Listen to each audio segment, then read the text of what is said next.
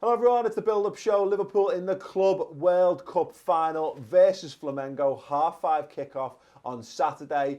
We had to toil a bit to get to this situation, Mr. Chris Pajak. But yes, Liverpool, look, this is what we've come for. Liverpool have come to the competition to be in the final. They've come to be a chance of being crowned the best team in the world. It's just mad. It's a mad set of circumstances that we're here. I guess let's start there really. When you think about 5 years ago, Liverpool had one of the worst starting 11s I think I've ever seen, and now we're within spitting distance of being the best team in the world. And it's testament to everybody that's worked at the club over the last 5 years. It's not just Jurgen Klopp, it's not just Michael Edwards' team. This is a winning mentality that's from the top to the bottom of Liverpool Football Club. And obviously it's hard to get into this competition, but the competition strangely isn't as hard to win as you'd think. With just a couple of games if you're European or Copa Libertadores champions.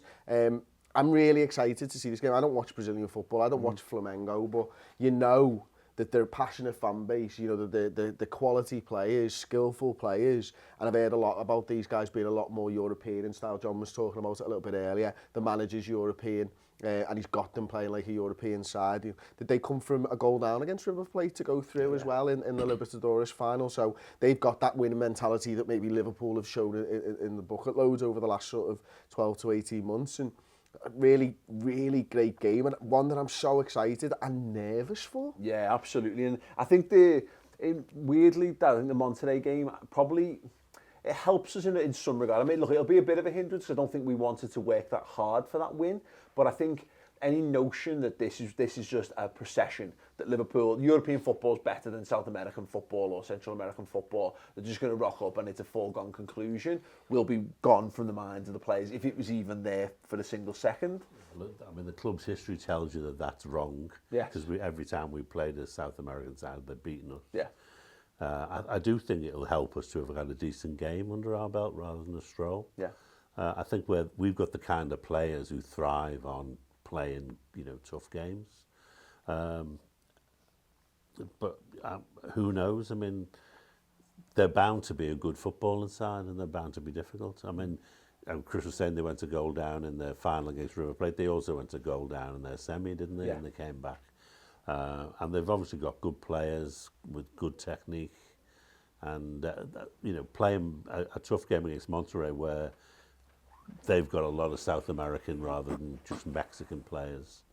That will stand us in good stead. I think it's. I think there's a little bit of fear been put into us, Adult, because of the midweek performance. And we've just done the final word show talking about that, and partly it's rotation, but obviously Virgil van Dijk being a doubt is something that's going to live in the back of our minds until we see him take to the field at the weekend, because Liverpool should have enough quality, generally speaking. However, we were caused a number of problems at the back. And look, Jordan Henderson playing his first game ever as a centre-half. I thought he did okay.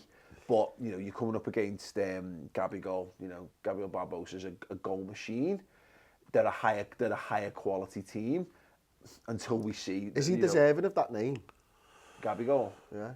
Yeah. He is, yeah. He's Gabby and he scores goals. But, wasn't that Batty goal? Yeah. Yeah. Ah, yeah. That's annoying. Yeah, but you've said it out loud. On the starting 11 as well. Just excuse me while I fume in the corner for a few minutes. I think what you're saying, I think they are going to be a different proposition than the team that we played yesterday. But I think, in my mind, I've given myself reasons to be positive. Yeah. The fact that we could potentially have a couple of Brazilians in the starting 11 as well, I think they'll be up for it. They will have grew up and they will have known the team, they'll know their history. So I think that's a good thing. I think as well, the fact that we'll have Mohamed Salah hopefully starting, with Mane starting as well. Mm-hmm. A final in Qatar, they've got a lot of eyes on them as Muslim players, and I just think they will relish in that kind of battle and the challenge that it will bring. I think yesterday we seen, we probably didn't see the Brexit midfield, but it was slightly a Brexit defence, which is quite an interesting dynamic. Yeah. But you know what? It's horses for causes at this point in the season, I think, and the lads up to now have all stepped up to the plate. We took a gamble, didn't we? I think, part gamble, part enforced because of injuries and illness and what have you. But in terms of rotating it, we've rotated so that we're fresh for this game. That's what they've done, you know, to make sure that Mane, Firmino, Salah are able to go and take the field. And that was the difference, you know. I think if those lads had started in midweek, we probably would have made a shorter thrift of them. But would we have been at the peak of our powers for this game? Probably not. Yeah, absolutely. There's an interesting point about, you know, obviously we've played Wednesday, Saturday, and it's the same for them and stuff like that. But, you know, them coming off the back, Wednesday. They played the day before. Oh, right, okay. So we've played Wednesday, Saturday. It's very, very similar for them. They're playing Tuesday, Saturday, but they're coming off the back of a season. Yeah. You know, it's the end of their season. Finished on 90 points, by the way, and only lost 4 games the whole season. That's I did have a little cheeky us, look though, at that before, but they've done very well, haven't they, let's be honest. I think it's easy to sort of look at it and go, well, actually, you know, they'll be in worse shape than us. We haven't really had a break for 2 years, our players, have they? So, I mean... You can look at it both ways, can't you? Because you can say, I think Klopp was kind of implying, like, look, they're in the flow. They've finished the season, so it's just a continuation of what they're doing. They've got their squad up and running, etc. But from the flip side, I wouldn't want to, you know, a game at the end of another big game at the end of the season. You know, at the Champions League final for us and Spurs, both those teams were knackered by the end of that. We should be physically. Look, we mentioned well, it. You know, you look through December. We've had 5 games against middle-ish teams, and he's rotated every game.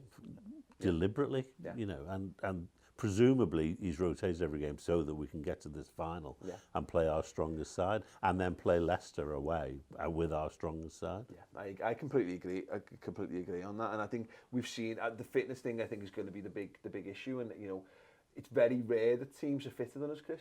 You know, and that's one thing that again we saw in the Monterrey game. You know, they were the lads going down with cramp, not us. Yeah, and again, you know, we all know the work that Liverpool have done to be able to get the players to play at this level week in, week out, and you know, 2 games a week consistently now from the start of the season, it feels like, doesn't it? So I'm not worried about Liverpool's squad as such. I'm not worried about the fitness. I'm not worried about Flamengo, if I'm all honest. But I do recognise that good players can beat a side on any day, and it is a final, and it's going to be difficult because of that.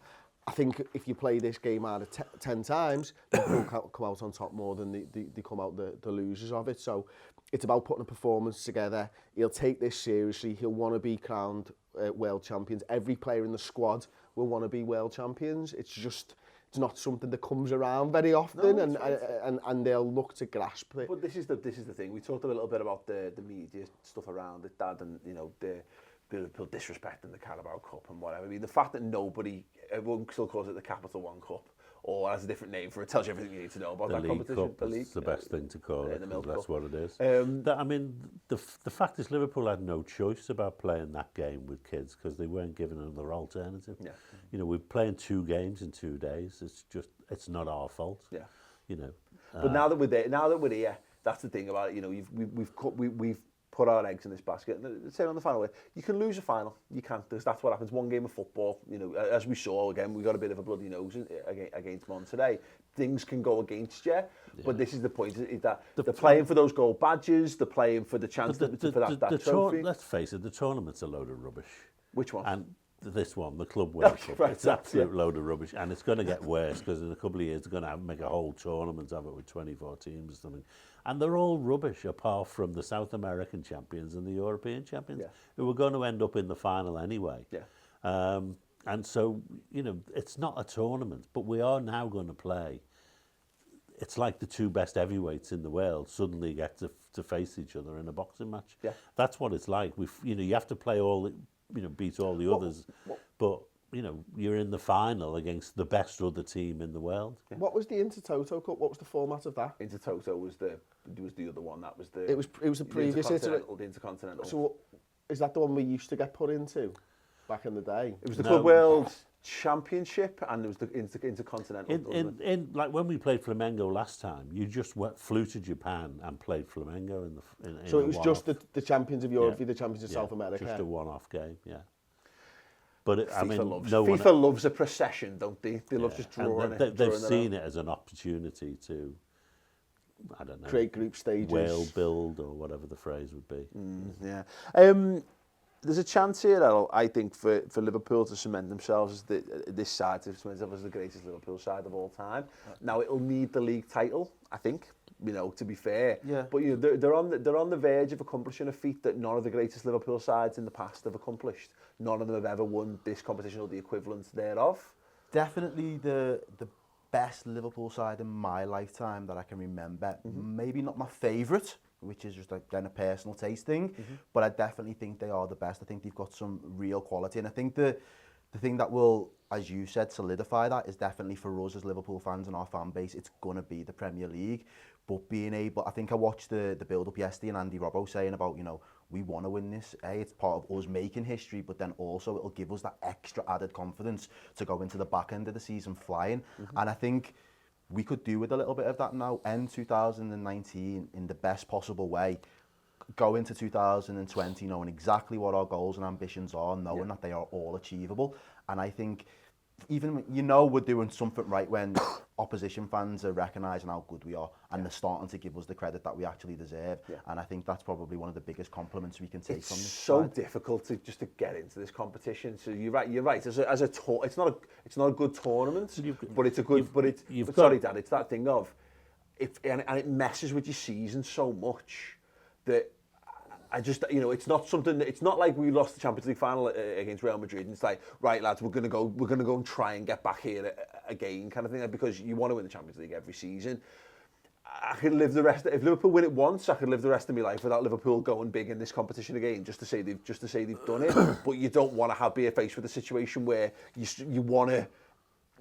kind of want to be back there again, if that makes sense. Yeah, I mean, it's, you can't get away from the fact that if you win it, you're the best team in the world. It's as simple as that, and that's worth having in your CV, isn't it? We are the champions of the world, and it's as difficult to win. I mean, I know that like the semis are supposed to be easy. There's supposed to be a procession to the final for the two best sides, and in that way it's false. But you can't get there unless you've won the Champions League, and you can't win the Champions League unless you finish in the top four in your own league. Yeah. You know, so it is a really difficult thing to win. And very few teams ever get the opportunity to try. Yeah. In fact, when you look at it like that, John, you've got to be good for 2 seasons At least. prior to it, haven't you? Just to get into the top 4, win the Champions League, and then. In some respects, this is the end of last season. Yeah. It's like follows on from winning the Champions League. So. Yeah. I don't know whether this solidifies them as the best team in Liverpool's history. I don't think it has anything to do with it. I think this side could still be the best side in Liverpool's history without winning this, but by winning the Champions League and the League Cup and whatever, you know what I mean? I don't really put any weight into it that this competition makes them the best Liverpool side ever. It may tip the balance at some point. I think Milner's got it right when he says what you want is to win so many trophies no one remembers what year you won them because you won so many. And that's the way to be the best Liverpool side ever. No, it's a good. So you're not defined as Liverpool this season. Liverpool 17. We talk about 13, 14, and we talk about 08, 09, and we talk about 2000, 2001, etc. I mean, because Souness was recently telling the story of when they played Flamengo last time and how Liverpool players were all drunk and hungover and they'd been out playing golf on the driving range at 4 a.m. because they were all wide awake, and they'd been told by Fagan that it was just a friendly, don't worry about it, and of course went out and got tonked. And they never took it seriously, so you can't say by Liverpool winning it now, that they're the best side Liverpool have had. It doesn't make that at all, because the other Liverpool sides in the past, until Benitez, I don't think anyone at Liverpool ever took it seriously. Yeah, but I think that's a mentality thing then more than anything else. I think a lot of modern football has changed in that sense, that now having the ability and the talent isn't enough, because there will be other teams that will live and breathe and die 7 days a week. Real Madrid were wearing their badge yesterday in the Classico. Yeah.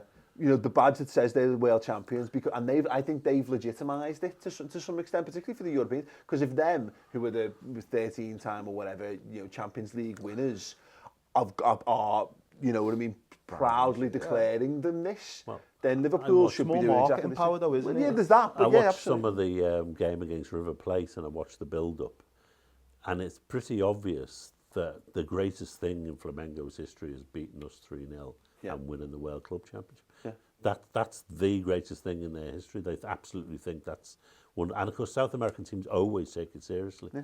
They think it is the the best thing to win. Well, there's a snobbery, isn't there, on our part on all of it, for all of this stuff. You know, because we think our football, because we're told our football, there's no doubt that European and even English football is the best football in the world. But for them, they see that and want to go and, you know, it's an underdog spirit in some regards. They want to come and smack us everywhere to prove it to the alternative. I don't wholly agree. I just think the South Americans have been groomed better by FIFA than the Europeans have. Well, maybe. And I think that they really do buy into the whole FIFA model and the whole FIFA thing. And for them, there is a big level of prestige that comes with it. Yeah. Whereas we kind of, with different UEFAs and FIFAs and the Prem and the FA, we've kind of...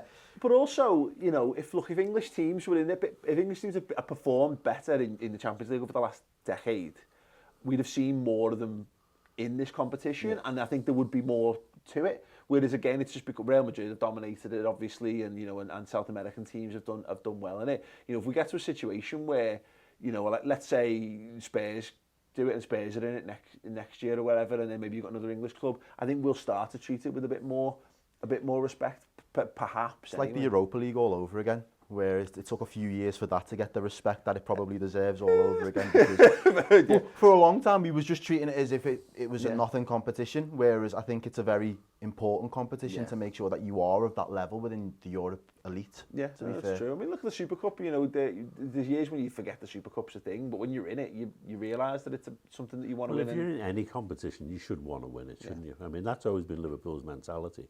But the World Club thing, because it was a trip to Japan and it was in, you know, for Liverpool fans, it was played in the middle of the night. I mean, no one really took it seriously. The fans did. The fans wanted to win it.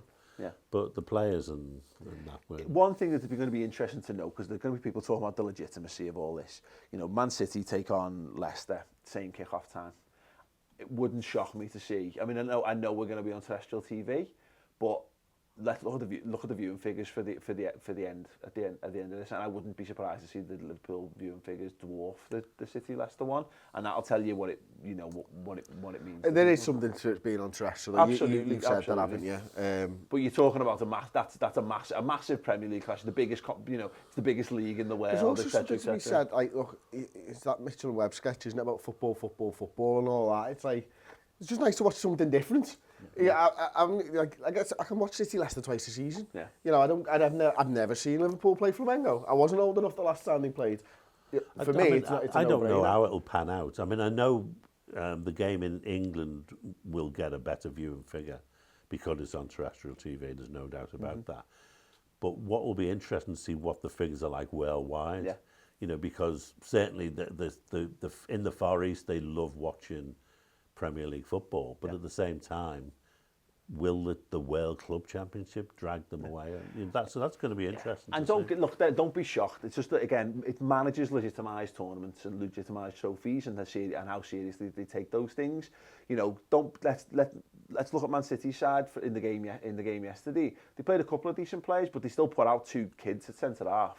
You know what I mean? Because they could, you know, Aston Villa made significant changes in the game against us and all that. If Liverpool, I know Liverpool have made changes for the semi-finals of it, but if Man City win the Champions League this season and Pep Guardiola's still there next year, he'll want to be world champions. He'll make sure he's got a boss team to play in the final of that, because you don't go all this distance to not prove yourself. Ultimately, you know, it kind of is what it is. You're right, it might change when it's a post-season tournament and everyone's dead, and you know if everyone goes at it, how Bayern treat it and how City treat it and how Man United treat it and all that kind of stuff will define whether it becomes a big competition moving forward.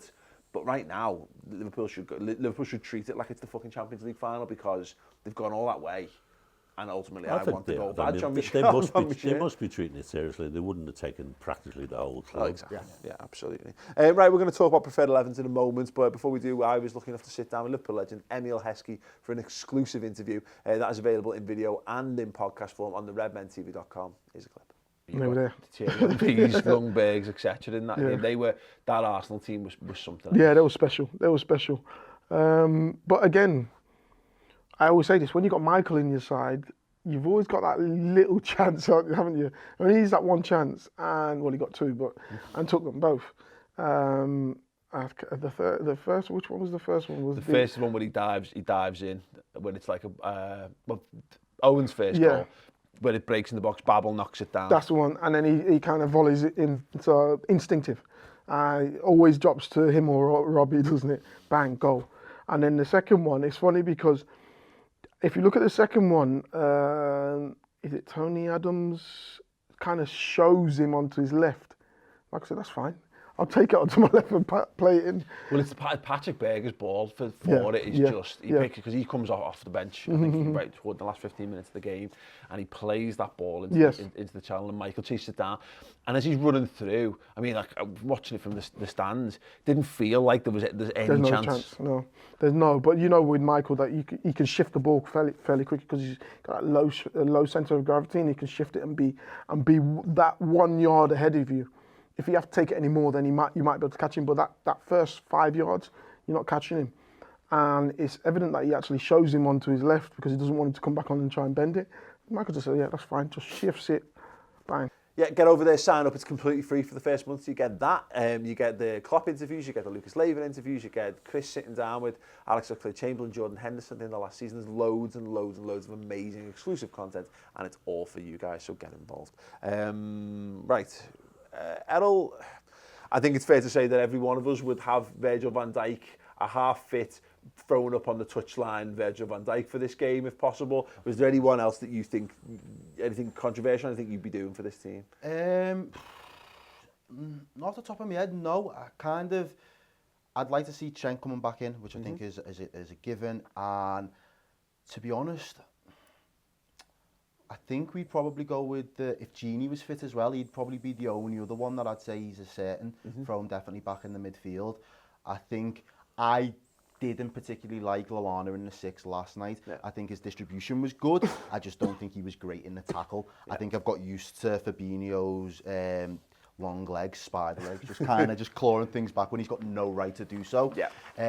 Lallana's obviously not of the same ilk, so I think I would prefer to see Henderson dropped back into that, provided that Virgil is fit. I think that's a good point, isn't it? That I think everything will be getting done right now to make sure Gini and Virgil are fit for this, because I think you can cope with Lallana in the 6 if you've got Virgil at the back, and I think you can cope with Henderson, you know, in defence if you've got Wijnaldum in midfield. You know, Van Dijk has to be the guy. I mean, they've got to move heaven and earth to get him on the pitch, basically, and then everyone will relax. I mean, Henderson played well as a player, but he's not organising the defence like Van Dijk does. So, you know, you need Van Dijk there, and if he's fit, then really the only question mark is who plays in the midfield.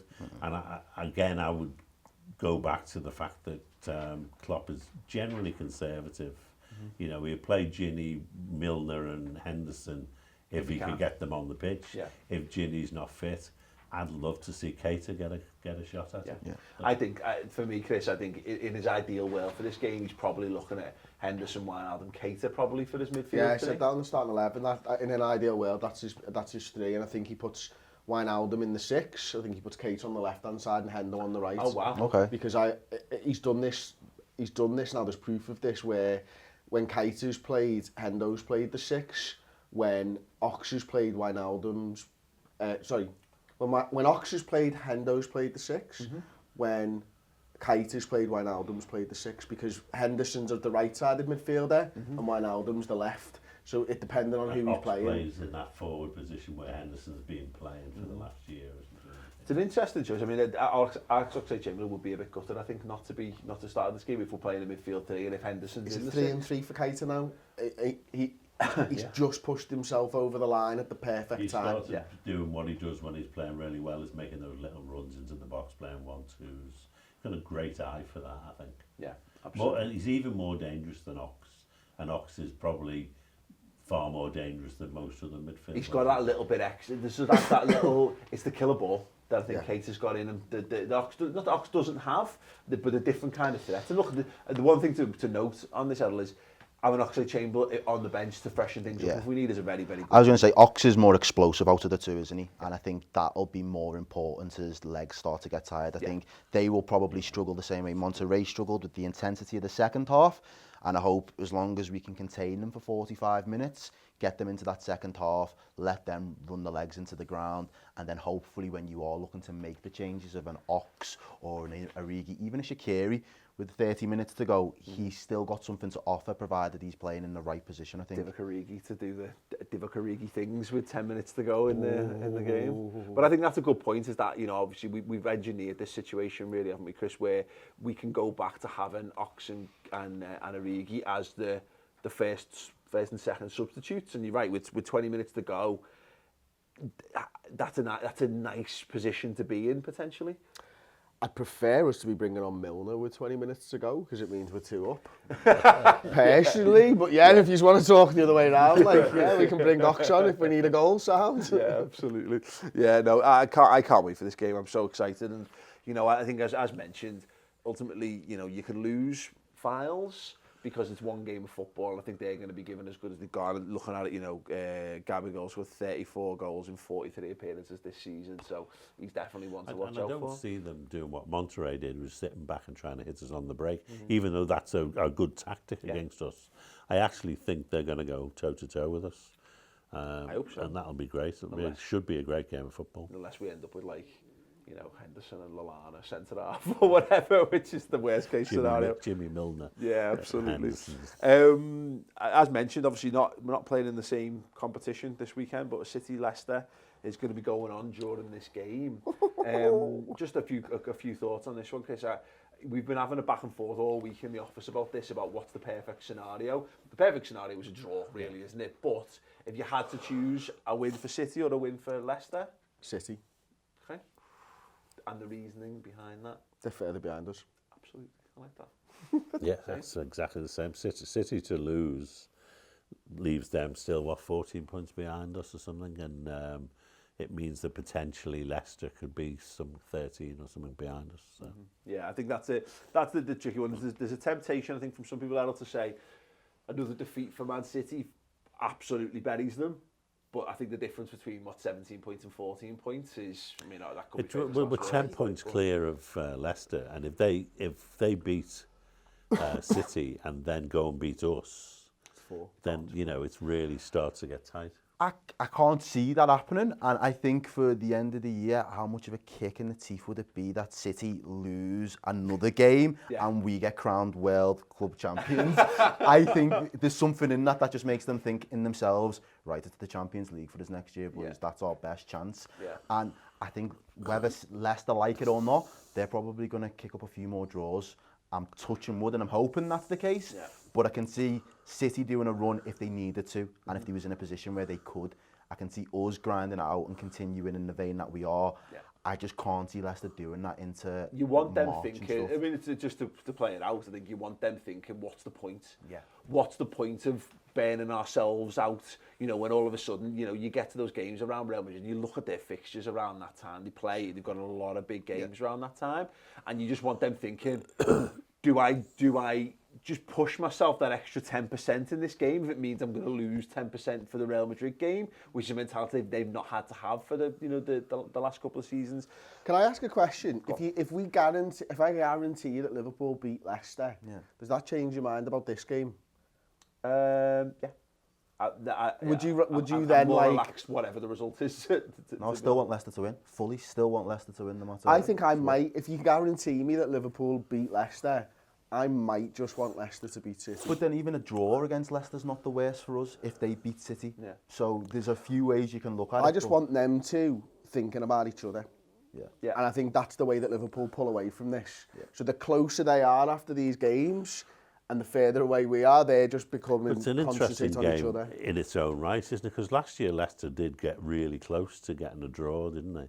And they're obviously playing better this season than they did last. So will they go head to head, or will they try and hold out again? It's interesting. It's interesting. Well, obviously Brendan Rodgers got an opportunity there to stoke his reputation and possibly. Either way, we can't lose. Whatever the score. Yeah, no, you're right. You know, we come off the back of it smelling like roses. I think that thing is that you're right. We'll have the game in hand regardless. It'll be and then it's on us to take that advantage whenever they decide to put that West Ham game into the fixtures. It will psychologically probably help Leicester to be in a situation where it's 7 points and and they're playing for a chance of it being 4 points, but it's going to be 4 points. Will be 4 points and a game in hand, which is still very much in our favour, isn't it? I think I've been saying all along. I think it's City beating Leicester is the way forward, because I think City are probably out of it. Or a draw, because that obviously is. I'll take draws don't really help anyone. Draw is, as you said, that's the best result for us. Yeah, the perfect scenario is we're watching the trophy lift and then checking the scores to see that it's a draw. Maybe a draw with a couple of red cards, one for either side.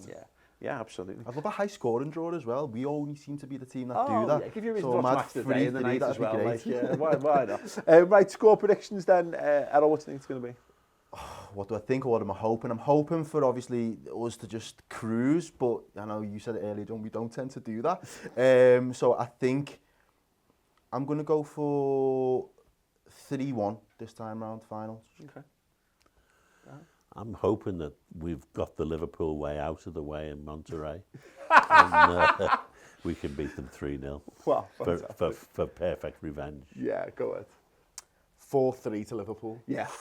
I think it's going to be a mad, bonkers basketball game. Yeah, honestly, just crazy game of football. Slobberknocker. A JR style Slobberknocker, yeah. I've got no idea whatsoever. I think if we're able to put our best 11 out on the pitch, which has got Van Dijk, Gomez, centre-half pair, we can get Gini on the pitch in the midfield as well, I think we'll win 3-1. I think if we're playing a mismatch of anything, then you're right, that it could be a 4-3, 3-2, 5-2. I've got no fucking idea. Let us know yours in the comments below. I've got no way of knowing this in any way, shape or form. Yes, preferred 11s. Score predictions in the comment section underneath. Gentlemen, thank you very much. I genuinely hope that the next time I see us all, Liverpool are champions of the world.